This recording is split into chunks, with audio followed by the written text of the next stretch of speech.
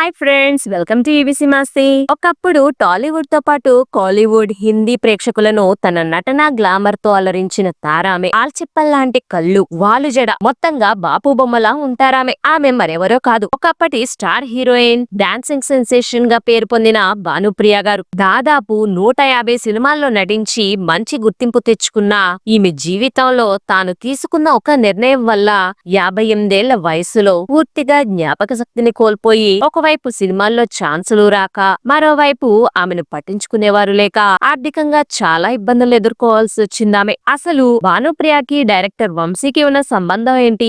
భానుప్రియ ఎందుకు యుఎస్ లో రహస్యంగా పెళ్లి చేసుకుంది? తల్లి వల్లే భానుప్రియ జీవితం నాశనం అయిందా? భానుప్రియ చేసిన తప్పు వల్లే తనకి మెమరీ లాస్ అయిందా? ప్రస్తుతం ఆమె, వారి పిల్లలు ఎక్కడున్నారు, ఏం చేస్తున్నారు వంటి విషయాలన్నింటినీ ఈ వీడియోలో తెలుసుకుందాం. స్కిప్ చేయకుండా వీడియో చివరి వరకు చూడండి. ముందుగా భానుప్రియ గారి కుటుంబ నేపథ్యం గురించి తెలుసుకుందాం. భానుప్రియ గారి అసలు పేరు మంగబాను. ఈమె 1967వ సంవత్సరం జనవరి 15న ఆంధ్రప్రదేశ్ లోని రాజమండ్రిలో ఓ మధ్యతరగతి కుటుంబంలో, బ్రాహ్మణ కుటుంబంలో జన్మించారు. తండ్రి మంగ పాండుబాబు, తల్లి రాగమాలి. భానుప్రియ గారికి శాంతిప్రియ అనే చెల్లెలు, గోపాలకృష్ణ అనే తమ్ముడు కూడా ఉన్నారు. భానుప్రియ గారి తండ్రి టైలర్ గా పనిచేస్తూ ఉంటే, తల్లి భర్తకి చేదోడు వాదుడుగా ఉంటూ వారిద్దరూ కుటుంబాన్ని పోషించేవారు. కానీ వారి ఆర్థిక పరిస్థితి అంతంత మాత్రంగా ఉండటంతో తెలిసిన వాళ్ళు చెన్నైలో సినిమా వాళ్ళ కాస్ట్యూమ్స్ ని టైలరింగ్ చేస్తే ఇన్కమ్ బాగా వస్తుందని చెప్పడంతో కుటుంబంతో సహా చెన్నై వెళ్లిపోయారు వాళ్ళ ఫ్యామిలీ. మెల్లగా అక్కడ పని చేసుకుంటున్న సమయంలోనే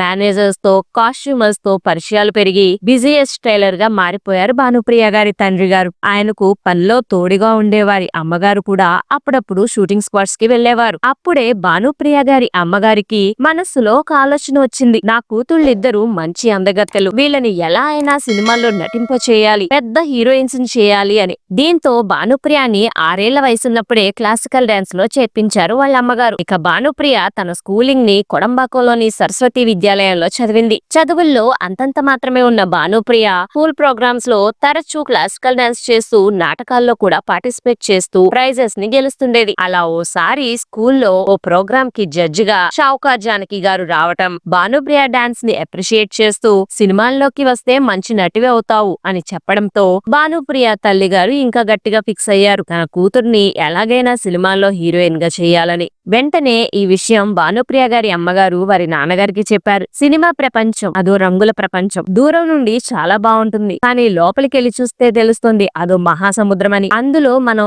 ఈదలేము అని చాలా చక్కగా చెప్పారాయన. కానీ భానుప్రియ గారి తల్లిగారు పట్టిన పట్టు విడవలేదు. ఇలా కొన్ని రోజుల పాటు వారి మధ్య గొడవ జరిగేది. కొంతకాలానికి కొట్లాటల వరకు కూడా వెళ్లడంతో ఇద్దరు విడిపోవడం జరిగింది. ఇదంతా పట్టించుకొని భానుప్రియ తల్లి ముందుగా భానుప్రియని హీరోయిన్ చేయాలని ట్రయల్స్ ని మొదలు పెట్టింది. ఇదిలా ఉంటే అప్పట్లో భారతీరాజా ఒక అమ్మాయిని తన మూవీ ద్వారా హీరోయిన్ గా లాంచ్ చేస్తే తాను స్టార్ హీరోయిన్ గా ఎదుగుతుందనే టాక్ కాలీవుడ్ లో ఉండేది. ఇక అప్పుడే భారతీరాజా గారు 1980లో అలైగల్ మూవీ వదిలియా అనే మూవీని కొత్త వారితో ప్లాన్ చేసి ఆడిషన్స్ నిర్వహించారు. ఈ విషయం తెలిసి భానుప్రియ తల్లి భానుప్రియని ఆడిషన్స్ కి తీసుకెళ్లింది. ఆ ఆడిషన్స్ లో ఇచ్చిన డైలాగ్స్ తో పాటు డాన్స్ కూడా బాగా చేసినప్పటికీ ఆ సమయంలో భానుప్రియకి 13 ఏళ్లు మాత్రమే ఉండటంతో భారతీరాజా గారు ఆ మూవీలో తనని సెలెక్ట్ చేయకుండా ఆ ప్లేస్ లో రాధా గారిని హీరోయిన్ గా ఫిక్స్ చేయడం జరిగింది. ఆ మూవీ 1981లో రిలీజ్ అయి బ్లాక్ బస్టర్ హిట్ అయింది. ఇదిలా ఉంటే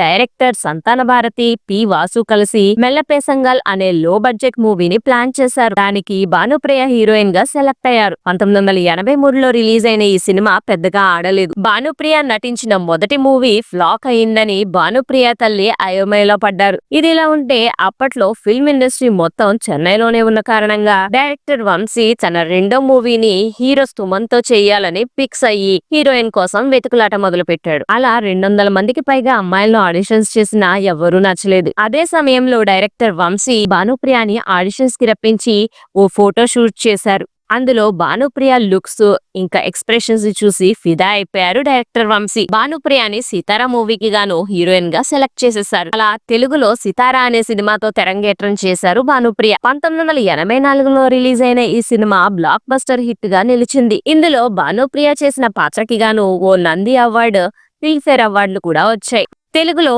ఫస్ట్ సినిమాతోనే హిట్ కొట్టడంతో ఇక భానుప్రియ వెనుదిరిగి చూసుకోలేదు.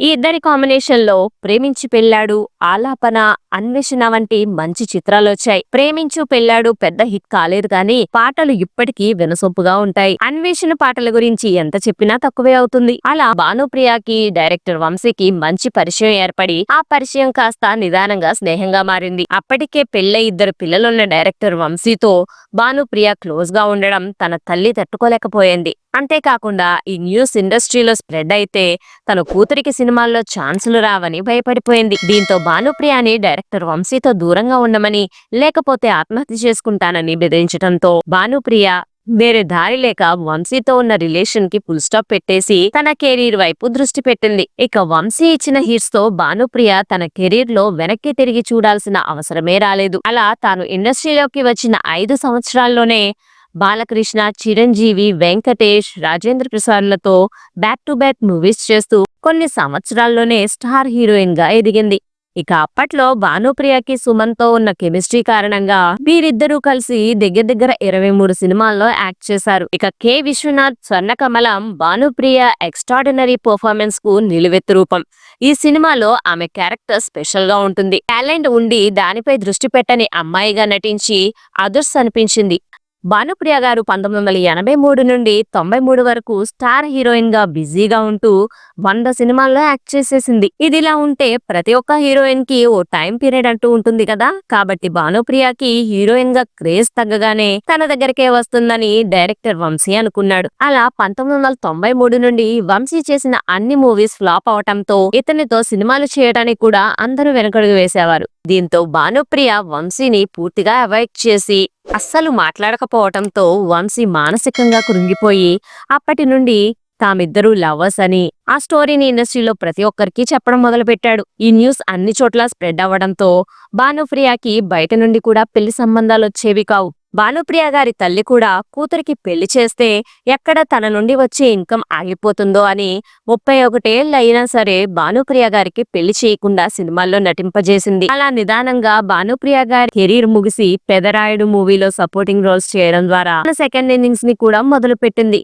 ఓ పక్క సినిమాల్లో యాక్ట్ చేస్తూనే స్టేజ్ పై క్లాసికల్ డాన్స్ పర్ఫార్మెన్స్ ఇస్తుండేవారు భానుప్రియ. అలా ఓసారి చెన్నైలో జరిగిన ఓ ప్రోగ్రామ్ ని చేసేటప్పుడు క్లాసికల్ డాన్సర్ గా మంచి పేరున్న సుమతి కౌశల్ గారు తన కొడుకైన ఆదర్శ్ ని ఆ ప్రోగ్రామ్ కి తీసుకుని వచ్చారు. భానుప్రియ గారికి అతనికి మంచి స్నేహం కుదిరింది. ఇద్దరు మెల్లగా ప్రేమలో పడ్డారు. ఇదే విషయం భానుప్రియ తన తల్లికి చెప్పగా అందుకు ఆమె తల్లి ఏమాత్రం ఒప్పుకోలేదు.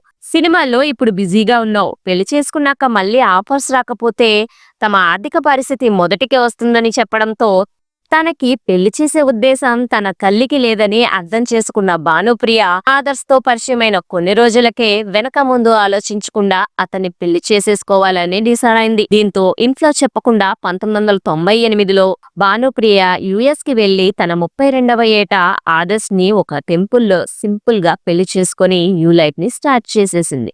ఇక ఈ విషయం తెలియగానే భానుప్రియ తల్లి తనతో ఉన్న సంబంధాన్ని తెంచుకొని భానుప్రియ అప్పటి వరకు సంపాదించిన ఆస్తులన్నీ తన కొడుకు పేరు మీద రాసేసింది. తన లైఫ్ తాను చూసుకుందాంలే అని హ్యాపీగా కాలం గడుపుతున్న భానుప్రియకి ఓ పెద్ద బండరాయి వచ్చి తల మీద పడినట్లయింది. తాను చేసుకున్న ఆదర్శ్ కి చెడు వ్యసనాలున్నాయని తెలిసింది. ఇద్దరికి గొడవలు స్టార్ట్ అయ్యాయి. ఖర్చులకు కూడా ఈమెకి డబ్బులు ఇవ్వకపోవడంతో ఆర్థికంగా చాలా సమస్యలు ఎదుర్కోవాల్సి వచ్చింది. దాంతో ఆమె మళ్లీ సినిమాల్లో నటిద్దామని అనుకున్నారు. కానీ వారి అత్తగారి కుటుంబం ఒప్పుకోకపోవడంతో ఓ బిడ్డ పుడితే అన్ని సర్దుకుంటాయని భానుప్రియ గారు 2000 సంవత్సరంలో అభినయ అనే కూతురికి జన్మనిచ్చారు. ఇక అలా ఆ తర్వాత కూడా గొడవలు ఎక్కువవడం, వీరిద్దరిని కలపడానికి పెద్దలు ఎంత ట్రై చేసినా సరే అది కుదరక 2005లో వీళ్ళిద్దరూ విడాకులు తీసుకుని విడిపోయారు. కోర్టు పాప బాధ్యతను తల్లికి అప్పగించడంతో ఆర్థికంగా చాలా ఇబ్బందులు పడ్డారు భానుప్రియ. ఆ క్రమంలోనే ఛత్రపతి మూవీ ద్వారా తల్లి పాత్ర చేయడం మొదలు పెట్టారు. కొన్నాళ్లకు 2018లో భానుప్రియ భర్త ఆరోగ్యంతో కన్నుమూశారు. ఆమెకు తోడుగా ఉన్న ఆమె తల్లి కూడా చనిపోవటంతో ఆమె మానసికంగా కృంగిపోయారు. అలా డిప్రెషన్ లో ఉన్నప్పుడే ఈమెకి మెమరీ లాస్ వచ్చింది అని చెప్పొచ్చు. అంతేకాకుండా తాను సరైన సమయానికి ట్రీట్మెంట్ తీసుకోకపోవటం వల్ల ఆ వ్యాధి బాగా ముదిరిపోయింది. ఈ మెమరీ లాస్ ఎక్కువగా ఉండటంతో సినిమాల్లో లెందీ క్యారెక్టర్స్ ఇవ్వకుండా చిన్న చితక పాత్రలు మాత్రమే ఇవ్వడం మొదలు పెట్టారు. అలా నిదానంగా సినిమాల్లో ఛాన్సులు తగ్గడంతో ఆర్థిక ఇబ్బందులు ఎక్కువై సీరియల్స్ లోనూ యాక్ట్ చేశారు భానుప్రియ గారు. ఈ వ్యాధి కారణంగానే తాను స్టార్ట్ చేయాలనుకున్న డాన్స్ క్లాసెస్ ని కూడా భానుప్రియ గారు స్టార్ట్ చేయలేకపోయారు. ఇప్పుడు భానుప్రియ గారు తన కూతురుతో కలిసి చెన్నైలో ఉంటున్నారు. That's all for this video friends. Bhanupriya గారి సినిమాల్లో ఏ సినిమా మీకు బాగా ఇష్టమో కామెంట్ బాక్స్ లో కామెంట్ చేయండి. అలాగే ఈ వీడియో నచ్చినట్లయితే మర్చిపోకుండా లైక్ చేసి, షేర్ చేసి, సబ్స్క్రైబ్ చేసుకోండి friends. Thanks for watching friends. జై హింద్.